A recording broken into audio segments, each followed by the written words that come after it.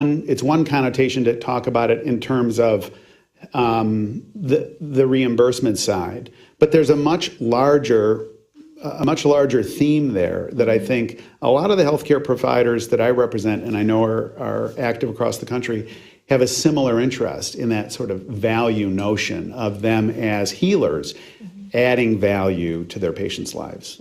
Absolutely. Well, I promised to bring the audience in, so if anybody has a question, please just raise your hand and we'll bring the mics to you. In the meantime, what do you think Secretary Azar means by value-based care? Has he provided any more details to you? He said yesterday he really wanted to be bold. Yeah, I think that, so in answer to your question, I don't know beyond sort of the plain language of the vernacular, but I do think that this is a person who's coming in with a vision and with a capacity, and who recognizes that that role in particular, the Secretary of Health and Human Services, can do tremendous things, not just in drawing attention to things, but understanding the nature of the regulatory process and how to drive change from within. So I think he's got a very good background and blend insofar as his HHS experience and his private sector experience. Sounds good. Any questions?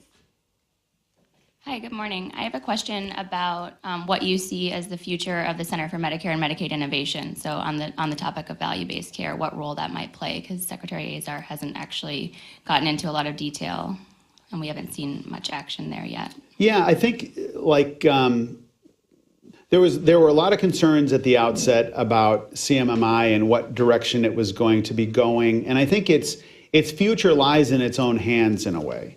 If it is perceived as being something that is out on the cutting edge of innovation, and it's not coming in with some other agenda per se, and is able to evaluate things at face value, then I think that there's a role for it. If it becomes agenda driven on one, in one way or the other, then I think over a period of time, basically the shine comes off the penny, and there's just less interest in what it has to say. So I would, in my view, its future lies in its own hands right now. Very good. We have time for one more quick question if anyone has one. And looks like we don't. All right. Well, thank you. Thank you very much. Yeah, thanks, Rebecca. I appreciate it. Great to be with you.